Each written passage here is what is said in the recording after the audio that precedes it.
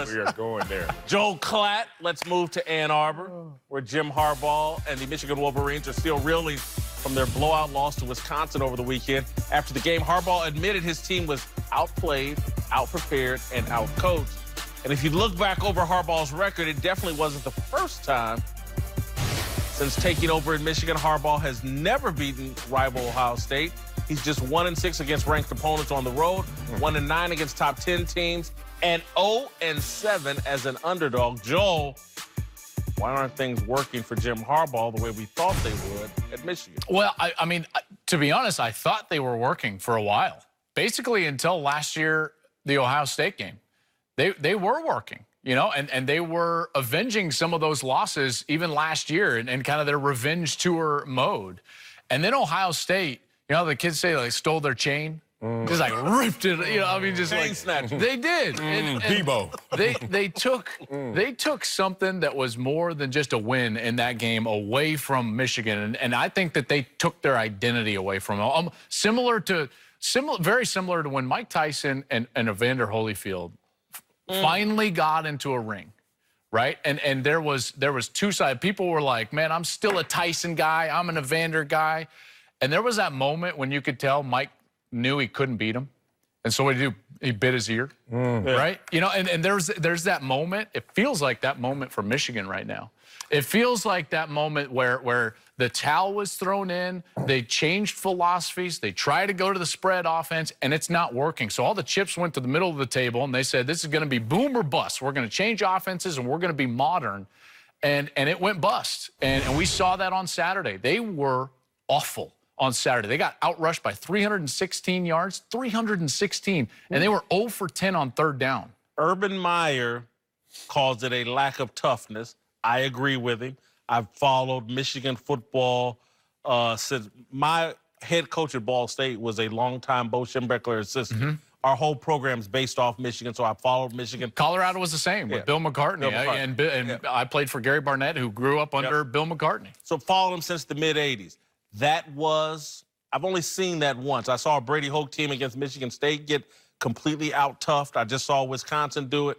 And the argument I've had earlier this week, Joel, was I said that the new culture in football of less practice, less contact. Yeah, overall, you mean. Yeah, overall, millennials a little bit different. The kids you're coaching different than the kids of our era.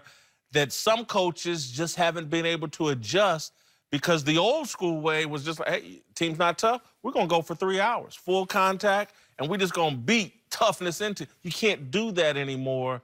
And I'm wondering if that is Harbaugh's struggle in terms of instilling toughness. He doesn't know how to do it. Listen, it's an interesting conversation. I do think it is fascinating.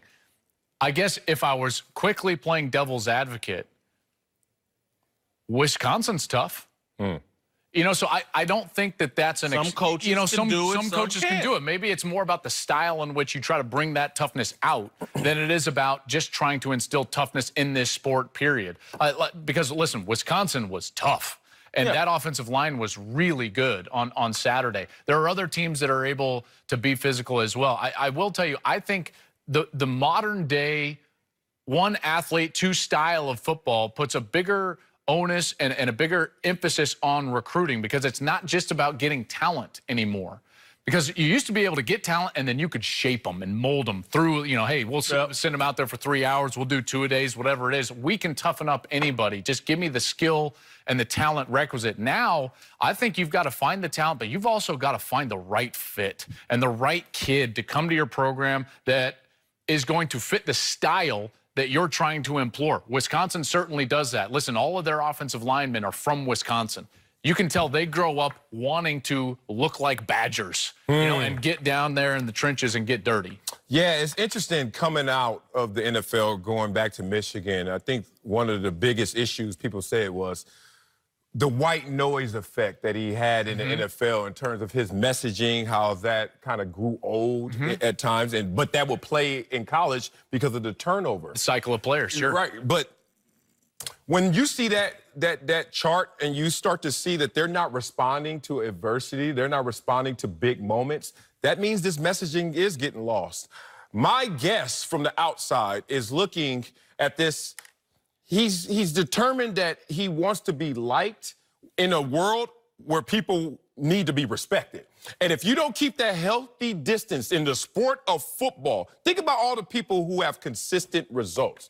They're respected, and they don't really dumb it down too much and close that gap in terms of how much you like them. There are moments where you appropriate anything to an 18-year-old and you bring in the Migos, but then you also don't run around with your shirt off and you don't do some of the things that makes people question. You've nailed it. Where is this going? And I think when you lose that fabric, you lose a lot more than you think. Nailed it. I was talking about this when in the moment when he was having sleepovers at recruits' house. Yeah, there we go. Wasn't he up in some tree house or something? Just a bunch of different things. And I was like, man, this dude's trying to be cute. And I'm like, Nick Saban ain't trying to be cute. Urban Meyer's not trying to be cute. Dabo Swinney's the only guy I see with a little bit of personality, but for the most part, he's cut from the same cloth as Nick Saban. I thought Harbaugh got out of character, wanted to be friends, when that head coaching job is for daddy, not for your friends. It's interesting. I mean, I do still, I had the chance to go to a practice at Michigan, which a lot of people don't get a chance to do. It wasn't this year, it was a couple of years ago, so I don't know what it looks like right now. But I will tell you, it was hard-nosed, and there was a lot of teaching on the grass going on, you know, which in general does not endear yourself as a friend to the players, right? That's going to be more of the respected versus friend aspect. In that same vein, and away from this, I will say, if you're a coach out there, or a coach in general, coaches that are liked more by their former players and respected more by their former players are generally better coaches than the ones that their current players love them. Yeah, I get you. There's a big difference there, you know, and I would much rather want my former players to come back and be like, thank you. Thank you. You know, your dad was a legendary high school coach, and he's kind of seen this cultural shift that's gone on in football, and you say he's an assistant with your brother now.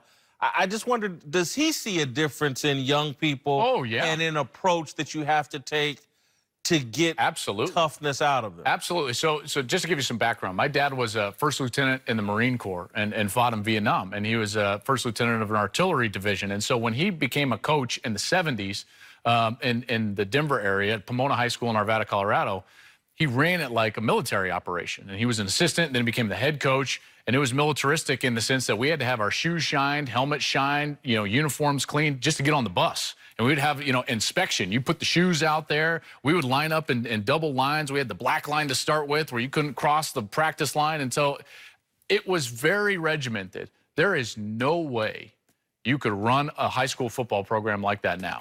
And my brother doesn't. Even though that's the way he grew up and probably the way he would be more comfortable doing it, you literally cannot do that because the kids nowadays are not ready for that. They are not ready for that amount of accountability in every area of their life. What they want is freedom, and they want self-identity at all times. You know, that's why their social media is so important to them, is because they want the individual aspect to really rise to the top much more than the team aspect in general. And it's something that I think is very different. All right, we got our little brother over here, Darnell, 25, 26 years old. To me, when a head coach walks into a room, the kids should be a little bit nervous and scared. There should be anxiety. Shouldn't be happy to see the head coach. That's the way it was for me with any good coach, particularly the head coach. There's some assistants I was happy to see. Head coach, I never wanted to see. Just so you listen to a bunch of old guys sit up here and talk.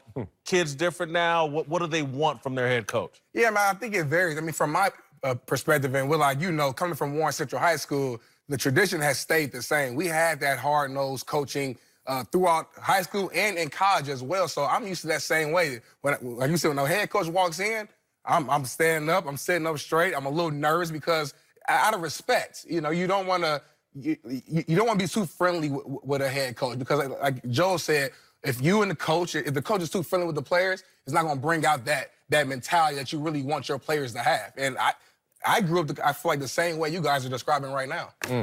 Fear works better than being liked. In football, hell yeah. I'm scared. Go get it. All right, coming up, Looks like Cam Newton could be out a lot longer than expected. We'll tell you if he starts another game for the Panthers this season.